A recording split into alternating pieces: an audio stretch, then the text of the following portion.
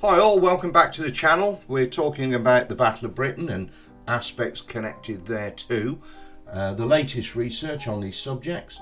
And today I have my old friend Andy Long back in the studio. Andy, who has spent a lifetime really researching the Bolton-Paul Defiant, the controversial and often much maligned turret fighter, single engine, two-seater with a heavy turret, no fixed forward firing armament, and we've covered the why and the how in first pod. We've covered the daylight operational history of the type, which was unsuccessful, in the second pod. In the third pod, we've looked at the Defiant's finest hour, which was actually as a night fighter. And in this pod, I've invited Andy to talk about some of the people, because we're both very, very, very interested in the human aspect of the Battle of Britain story and the Second World War story.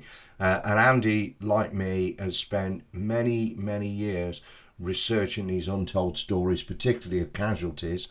And I've just asked Andy to tell and share some of those stories of some of these people, while I just sneak off back down to the house, because I've got to do something else, and then I'll be back shortly. So Andy, I'm going to hand over completely to you. You can fly solo for 10 minutes. Okay? Yeah. Crack on. Brilliant, Right, I'll be back in a minute. Right, okay, so I've been left in charge of this. Hopefully I don't crash anything. So, yeah, the aircrew stories, aircrew histories, family histories, it is an essential part of the story.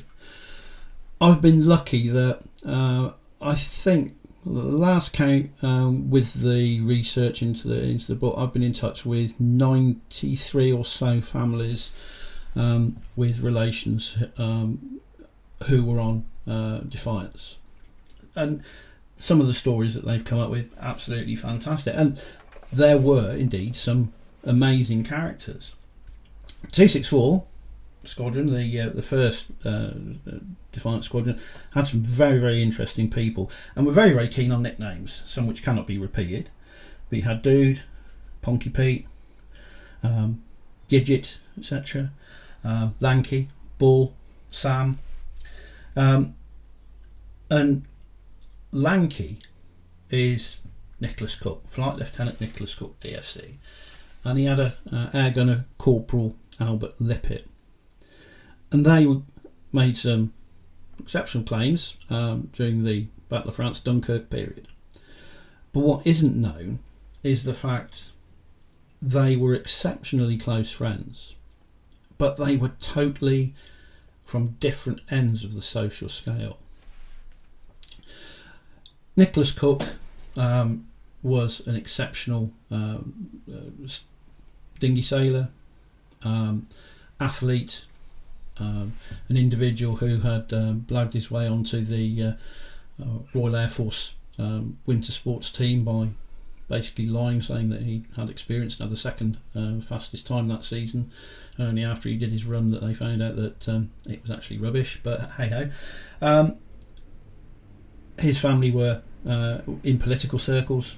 They were landed, whereas Albert Lippett was this ordinary RAF serviceman who'd lied about his age to join up pre-war, and they had become really, really close friends, when at a time where your social standing and your position and your rank was in respects with everything, and they totally went against that. Where sometimes when Nicholas had leave, he would take Albert with him, and they actually stayed in his house up in Norfolk. So they were not the norm; they were a rarity, and they were an exceptionally good crew. And tragically, they died together on the 31st of May.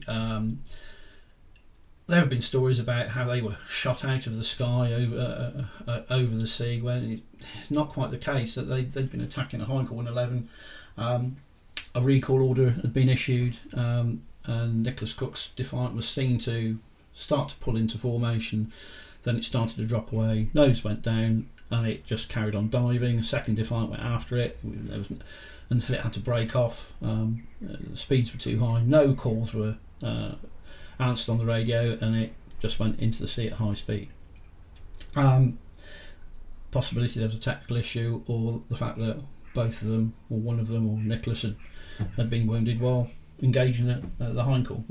We won't know what happened apart from their last few seconds that was recorded by others. On 264, moving on to there was actually 2 individuals on 264 Squadron that had seen service in the Royal Flying Corps during World War One. Mervyn Maggs, he had been a pilot. He almost missed a good chunk of the Battle of Britain. He went to do his gunnery leaders course at Central Gunnery School and was involved in a fatal accident which killed the pilot and delayed his return back. Whereas the other one, now anybody interested in Sidney Carlin, just Google Sidney Carlin. What an individual. Pre-war army, lost a leg, brought back to the UK, ended up in the Royal Flying Corps towards the tail end of the war, became an ace, balloon buster.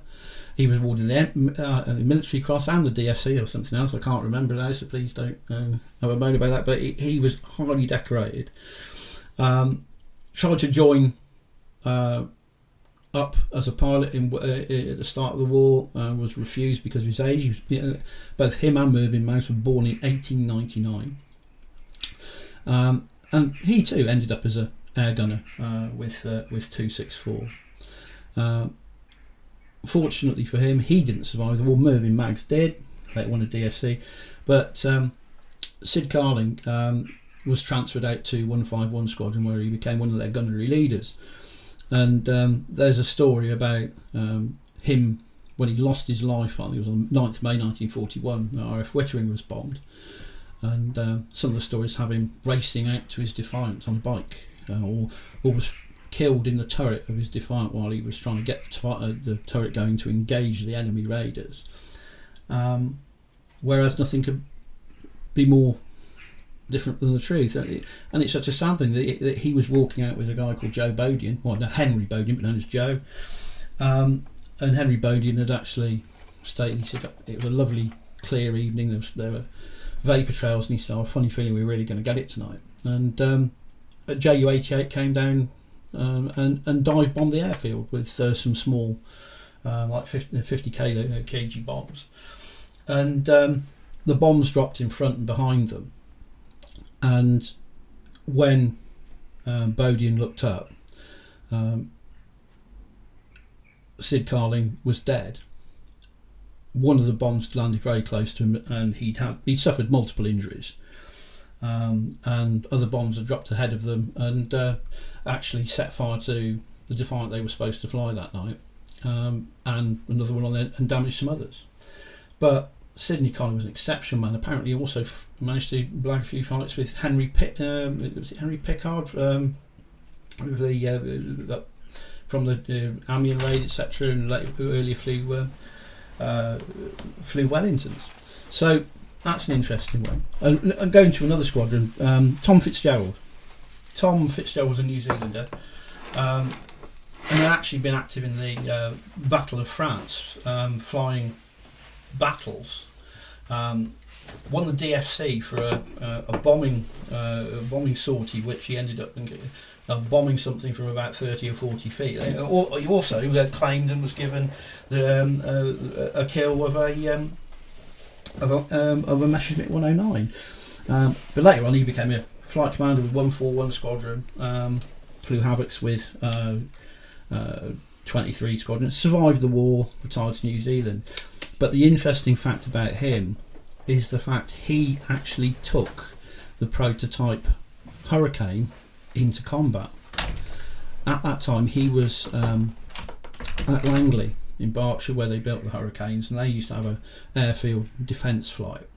And one of the aircraft used in that defence flight was the prototype Hurricane. And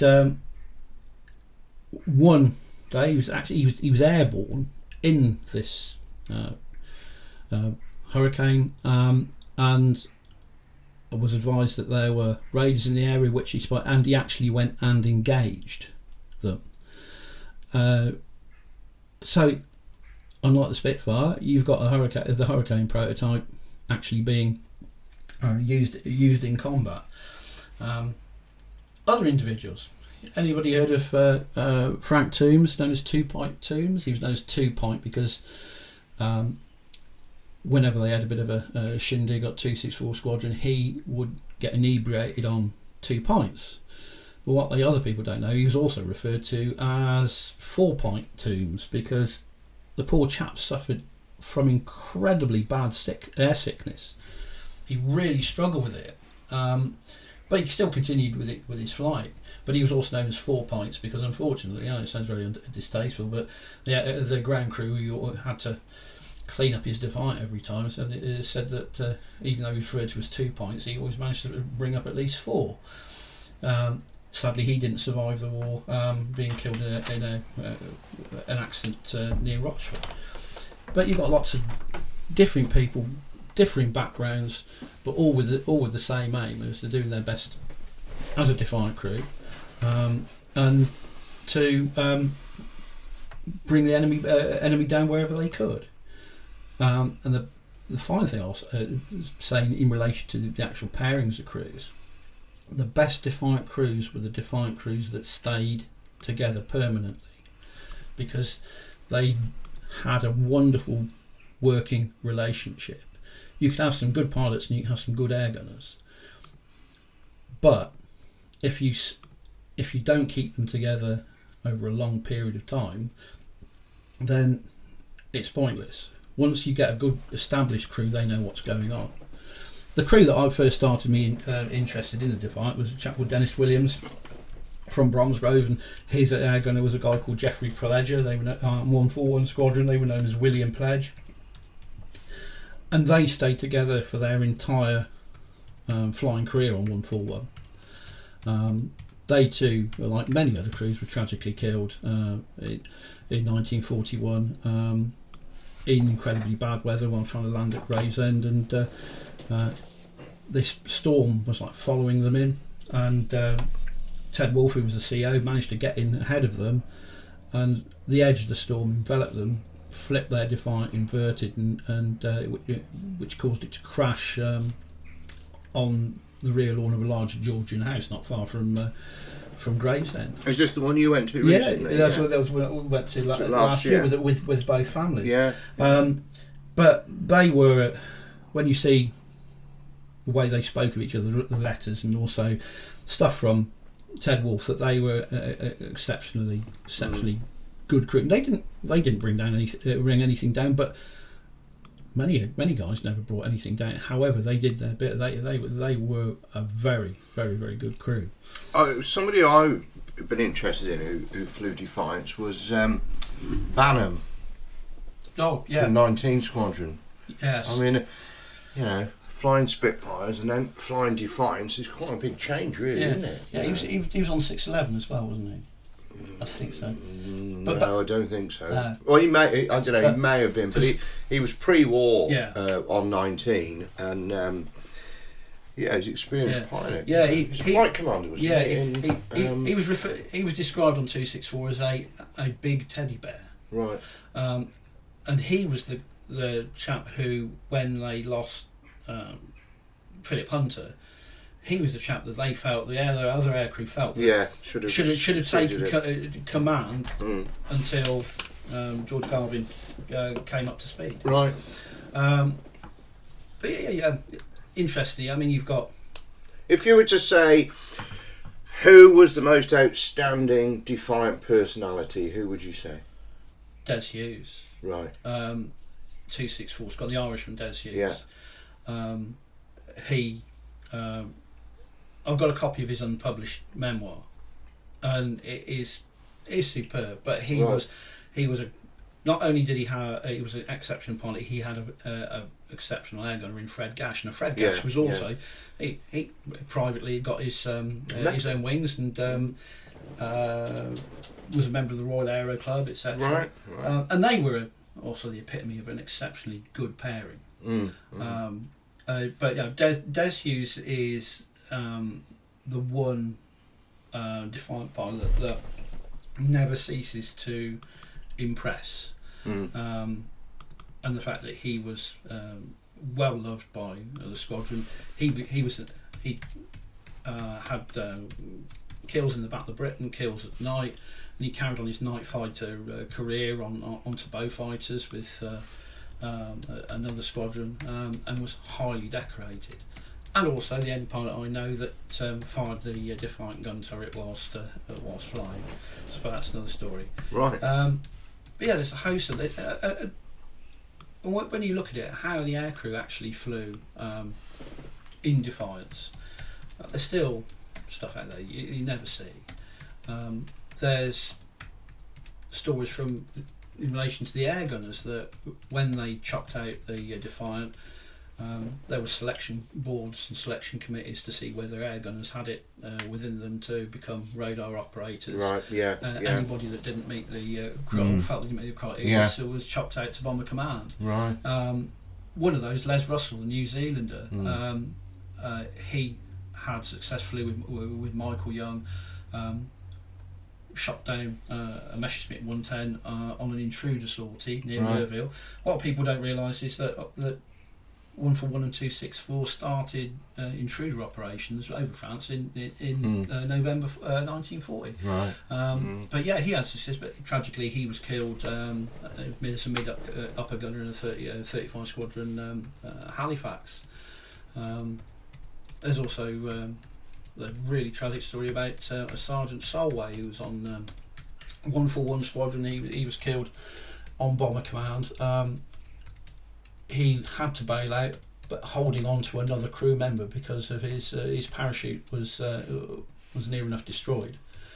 And unfortunately, due to the cold air, whatever altitude they bailed out, he felt that he couldn't hold on any longer and fell to his death. So there's brilliant stories, there's funny stories, there's absolutely tragic stories. And they're going to be in the book. Oh yes, they certainly are. All right. Well, I think we'll wrap that up and leave that there.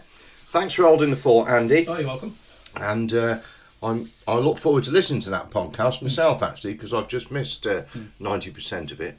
But I know that you know your stuff. So we've covered the Defiant, haven't we? Really, at the moment, and we shall welcome you back to the studio when the book is out, and we can actually have a good look at it and perhaps pick some certain passages from the book, because you've got all these first-hand accounts from people and information from casualties, families, and things like that. Family archives, absolutely wonderful. So we'll have you back and we'll have a look at that. Oh, I look forward to it. In due course. Thanks very much, Andy. So thank you. Thanks everybody for listening, and if you like what we do, please subscribe to the channel. It's all free. We've got over 60 pods and videos on the channel now, the latest research on the Battle of Britain and the subjects that we're discussing. So join the community, join the conversation, leave your comments below. Anybody's got any questions about the Defiant, Andy will certainly be happy to answer them. And we will talk to you again very soon. Cheers. Cheers.